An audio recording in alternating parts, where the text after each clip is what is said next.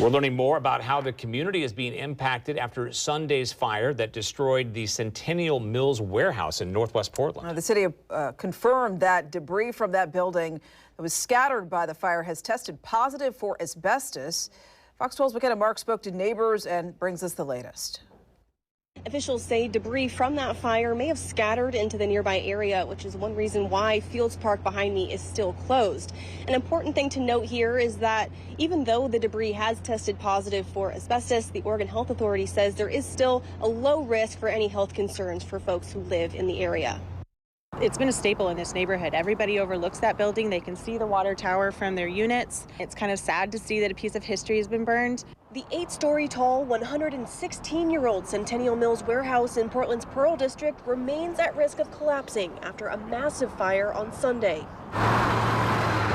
Days later, the city of Portland confirmed that debris from the building that scattered into the surrounding area has tested positive for asbestos. I think whenever somebody hears the word asbestos, it immediately brings everybody's hackles up. The city also confirmed that after monitoring the air quality, there is a low risk of any health concerns. According to David Farrer, a public health toxicologist with the Oregon Health Authority, asbestos is a non-flammable mineral that was commonly used as insulation in older buildings.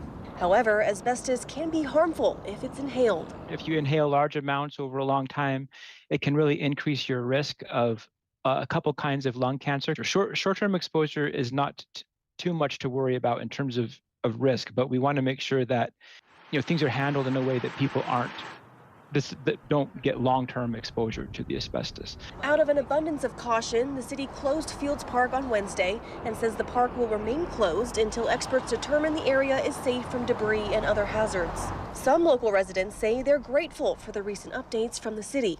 They've closed off the park so that people aren't walking around and in potential danger.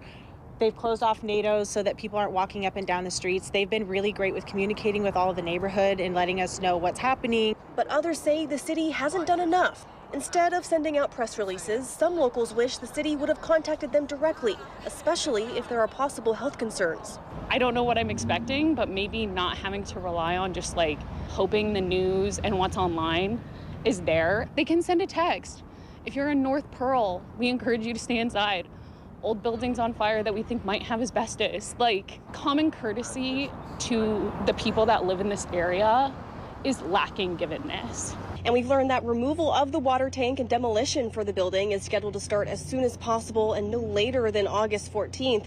Now, if you live nearby and happen to find a piece of debris, the OHA says to treat it like it has asbestos. The OHA recommends that you spray that debris with water, use gloves to put that debris into a plastic bag, seal that plastic bag, and then throw it in the trash as usual. For now, reporting from Northwest Portland, McKenna Marks, Fox 12 Oregon.